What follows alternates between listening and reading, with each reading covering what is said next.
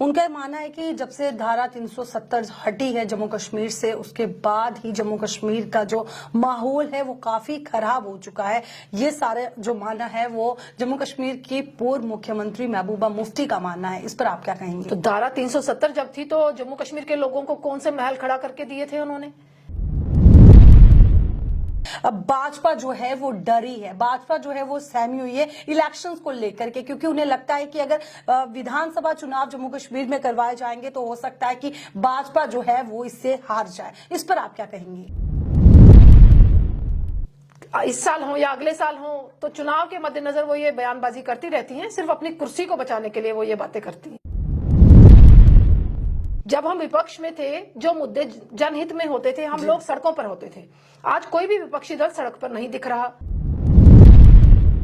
जी रजनी जी, देखा जाता है आप काफी एक्टिव रहती है, सोशल मीडिया की बात करें उसमें भी आप हमेशा जो है एक्टिव रहती हैं। कहा जाता है कि रजनी सेठी द्वारा जो है काफी विवादित बयान जो है वो दिए गए हैं। इस पर आप क्या कहेंगी?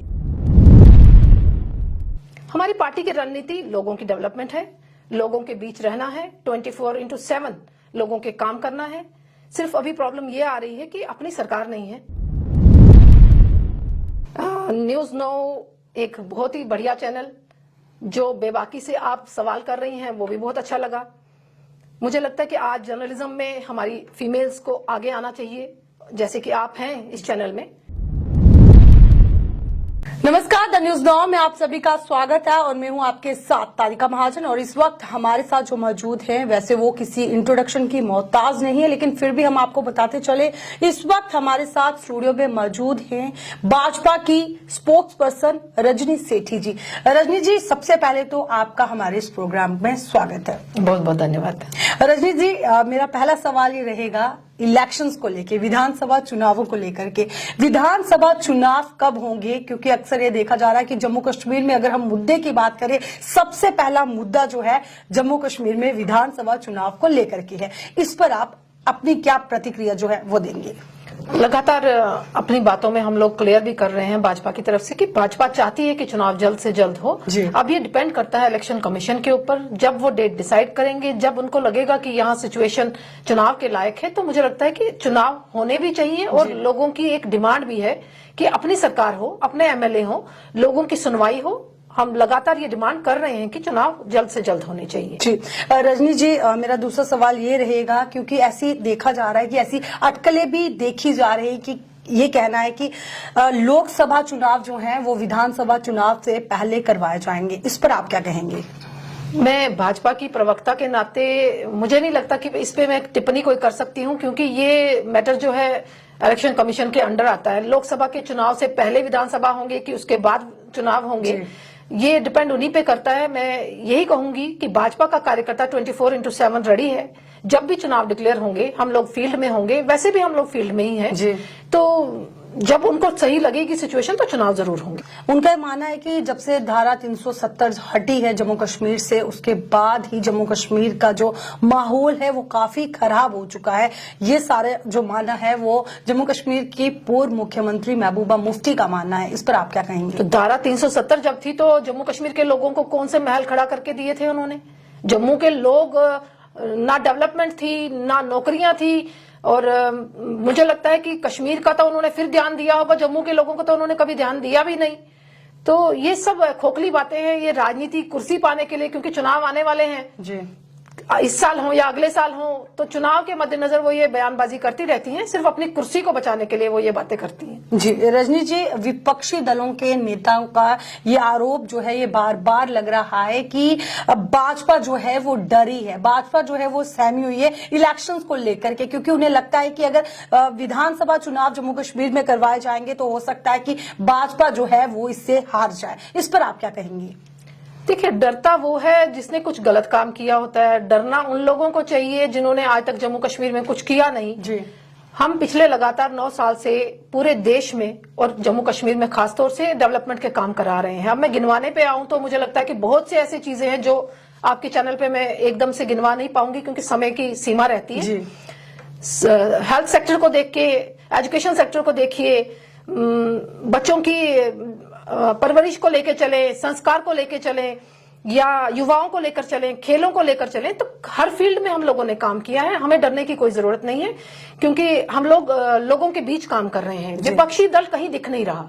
विपक्षी दल मुझे जहां तक दिखता है कि वो सिर्फ मीडिया के सामने एक बाइट दे देता है या कोई इंटरव्यू दे देता है, तो बस यही काम उनका रह गया हुआ है। विपक्षी दल का काम क्या होता है?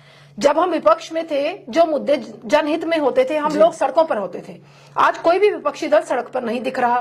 तो डरे हुए वो लोग हैं, क्योंकि उनको पता है कि भाजपा इतना काम कर चुकी है, जब भी चुनाव होंगे तो भाजपा अपनी सीटें जीत कर आएगी। जी, मोदी सरकार को पूरे 9 साल जो हैं अपना कार्यकाल संभालते हुए हो गए हैं। क्या क्या बदलाव जो है जम्मू कश्मीर में देखने को मिल रहे हैं? देखिए, पूरे देश में देखा जाए 2014 के बाद से लगातार हमारा देश इंटरनेशनल लेवल पर नंबर 1 गिना जा रहा है। अलग अलग देशों के प्रेसिडेंट, प्राइम मिनिस्टर, हमारे प्रधानमंत्री मोदी जी की तारीफ करते नहीं थकते, उनको बॉस कहते हैं। कहीं ना कहीं हमें गर्व महसूस होता है कि हमारे प्रधानमंत्री ऐसे प्रधानमंत्री हैं जो पूरे देश का नाम रोशन कर रहे हैं।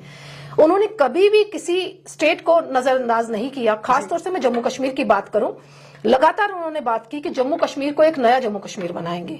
अभी पिछले दिनों आप लोगों ने देखा कि G20 किस तरीके से कश्मीर में हुआ। कश्मीर में करवाना ये विपक्षी दल नहीं चाहते थे कि कश्मीर में हो, क्योंकि उनकी पोलें खुल जाती हैं, क्योंकि वो कहते हैं मोदी जी यहाँ कुछ कर नहीं रहे।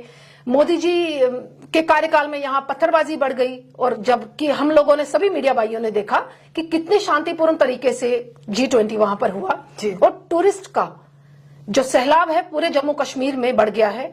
और आने वाले दिनों में आप लोग देखेंगे कि जो G20 का इफेक्ट था वो पूरे जम्मू कश्मीर में दिखेगा।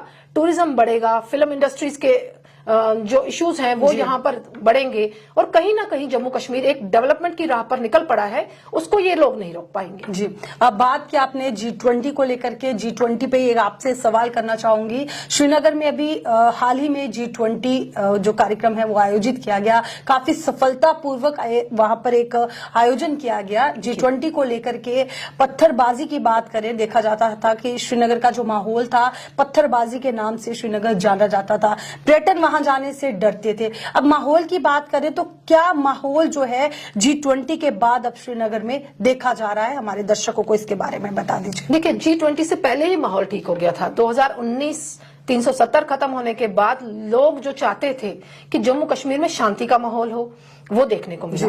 जो हमारे भारत का झंडा है वो कहीं ना कहीं जो हमारे डिपार्टमेंट्स हैं या बच्चों के स्कूल्स हैं, कॉलेजेस हैं, वहां पर फहराने शुरू हुए। आप ये नहीं कह सकते कि कश्मीर में सारे लोग एंटी नेशनल है। कुछ परसेंटेज है जो 1-8% होगा, जो चाहे पैसे के लालच में, चाहे पाकिस्तान स्पॉन्सर्ड है, कहीं ना कहीं वो उस फेवर में रहते थे। तो जो देखने को मिला कि 2019 के बाद लोग भारत के साथ जुड़ना भी चाहते थे, और जो उनकी नेशनलिज्म की फीलिंग थी वो कहीं ना कहीं उजागर हुई है। G20 के बाद ये लगातार अब लोगों को दिखने लगा कश्मीर में कि भारत सरकार जो है कश्मीर को फोकस कर रही है। वहां बड़े बड़े मॉल्स खुल रहे हैं, बड़े बड़े सिनेमा हॉल्स खुल रहे हैं, जो इतने सालों में इन सरकारों ने नहीं किया। इतनी देर से ये सरकारें सिर्फ रोना रो रही थी कि पत्थरबाजी नहीं खत्म हो रही, मिलिटेंट्स पाकिस्तान से आ रहे हैं। तो भाई, आप लोगों ने क्या योगदान निभाया वहां पर? आप लोगों ने सिर्फ अपनी मलाइयां खाई, अपने बच्चों को वेल सेटल बाहर की कंट्रीज में करवा दिया, और यहाँ जम्मू कश्मीर के लोगों को दर-बदर की ठोकरें खाने के लिए छोड़ दिया। जी, अब बात करेंगे धारा 370 को लेकर। धारा 370 की समाप्ति के बाद जम्मू कश्मीर में 3 सालों में ऐसे कौन से बदलाव जो हैं वो देखे जा रहे हैं? देखिए, धारा 370 खत्म होने के बाद सबसे बड़ा बदलाव कि जो 1-8% एंटी नेशनल लोग थे वो उनका मुंह बंद हो गया है। जो पाकिस्तान की इंटरफेरेंस थी, जो अलग अलग इस्लामिक कंट्रीज की इंटरफेरेंस थी, वो बंद हो गई है। ये कश्मीर हमारे भारत का अभिन्न अंग था, है और रहेगा, ये हम लोगों ने साबित कर दिया। ये उन सभी नेताओं के मुंह पे तमाचा जोर का बजा 370 खत्म होने से कि आप लोग जितना मर्जी षड्यंत्र रच लो जम्मू कश्मीर को अलग करने का, आप उसमें कामयाब नहीं होंगे। रही बात डेवलपमेंट की, यहां पर एजुकेशन सेक्टर में डेवलपमेंट हुई है। IIT, IIM, बहुत सी चीजें ऐसी हैं। हेल्थ सेक्टर में डेवलपमेंट हुई है, एम्स, अलग अलग मेडिकल के कॉलेजेस। लेडीज को जो लोन फैसिलिटी थी वो लोन फैसिलिटी दी जा रही है। स्किल इंडिया का हम लोग नारा लेकर चल रहे थे, वो हम लोग कर रहे हैं। तो अलग अलग सेक्टर्स में जम्मू कश्मीर में डेवलपमेंट हुई है। मेन जो फोकस है, एक धारणा जो हम लोगों ने बनाई थी कि कश्मीर भारत के साथ नहीं जुड़ना चाहता, देखने को मिल रहा है कि कश्मीर खुले तरीके से, खुले दिल से भारत के साथ जुड़ रहा है और मोदी जी की तारीफ कर रहा है। जी रजनी जी, आने वाले समय में और जम्मू कश्मीर में कौन कौन से जो ऐसे बदलाव हैं वो देखे जाएंगे? देखिए, मोदी जी का विजन बहुत बड़ा विजन है जम्मू कश्मीर को लेकर। हम लोग खुद नहीं समझ पाएंगे कि कब वो क्या डिसीजन ले और जम्मू कश्मीर के हित के लिए क्या क्या वो डिसीजन ले। उम्मीद करनी चाहिए कि जैसे 370 उन्होंने खत्म की, 35A उन्होंने खत्म की, हो सकता है किस टाइम POJK पे अटैक हो जाए जी। तो जो हमारा हक का जमीन है वहां पर उन्होंने कब्जाई हुई है, हम लोग वापस ले लें। तो हम उम्मीद करते हैं कि हमारे प्रधानमंत्री इतने सशक्त हैं कि जम्मू कश्मीर को लेकर कोई भी डिसीजन वो करेंगे हमारे हित के लिए होंगे। जी रजनी जी, देखा जाता है आप काफी एक्टिव रहती है, सोशल मीडिया की बात करें उसमें भी आप हमेशा जो है एक्टिव रहती हैं। कहा जाता है कि रजनी सेठी द्वारा जो है काफी विवादित बयान जो है वो दिए गए हैं, इस पर आप क्या कहेंगी? देखिए, मैं विवादित बयान नहीं देती, मैं सच्चाई बोलती हूँ। अब किसी को वो विवादित लगते हैं तो वो उनकी प्रॉब्लम है। अब अगर मैंने कोई इंटरव्यू दिया, मैं किसी कम्युनिटी को लेके कभी कटाक्ष नहीं करती। हाँ, कुछ लोगों को लेके कटाक्ष करती हूँ जो पिछले सरकारें रही हैं या किसी कम्युनिटी में कुछ ड्रॉबैक्स हैं, उनकी कम्युनिटी को लेकर अगर मैं ड्रॉबैक्स की बात करती हूँ तो उनको वो विवादित बयान लगते हैं, तो वो अपनी विवादित बयान की परिभाषा अपने पास रखें। तो मैं जैसी हूँ मैं वैसी ही हूँ, मैं हमेशा सच बेबाकी से बोलती हूँ, ये मैं जरूर कहना चाहूंगी। जी रजनी जी, आपकी पार्टी की क्या रणनीति है? हमारी पार्टी की रणनीति लोगों की डेवलपमेंट है, लोगों के बीच रहना है, 24/7 लोगों के काम करना है। सिर्फ अभी प्रॉब्लम ये आ रही है कि अपनी सरकार नहीं है, अपने MLAs नहीं है। LG साहब क्योंकि वो केंद्र द्वारा यहाँ नॉमिनेटेड हैं, तो उनके पास लोग प्रॉपरली नहीं जा पा रहे। लोगों की समस्याएं बहुत सी हैं जो सुनवाई नहीं हो पा रही, इसलिए हम चाहते हैं कि जल्द से जल्द चुनाव हो, लोगों की समस्याओं को दूर किया जा सके और लोगों में एक जो कॉन्फिडेंस है कि मोदी जी हमारी समस्याएं दूर करेंगे वो हम फुलफिल कर सके। जी एक आखिरी सवाल मैं आपसे करना चाहूंगी, जो युवा हैं हमारे जम्मू कश्मीर के लिए, उनके लिए आप क्या मैसेज देना चाहेंगे? युवाओं के लिए मैं 2 चीजें जरूर कहना चाहूंगी। जो देखने को मिल रहा है कि आजकल के यूथ ड्रग्स में लिप्त हैं, इस चीजों को छोड़कर वो फोकस करें अपनी पढ़ाई को, क्योंकि पेरेंट्स बड़ी मुश्किल से बच्चों को पढ़ाते हैं।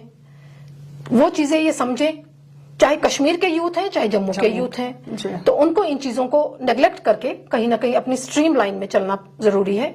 बाकी स्टेट्स में कंपटीशन बहुत ज्यादा है, बाकी स्टेट्स के यूथ एजुकेशन लेवल में बहुत हाई लेवल में है, हम लोगों को उनके लेवल में पहुंचना है, तो उसके लिए हम लोगों को एजुकेशन सेक्टर को फॉलो करना पड़ेगा और उसमें ज्यादा स्ट्रेस देना पड़ेगा।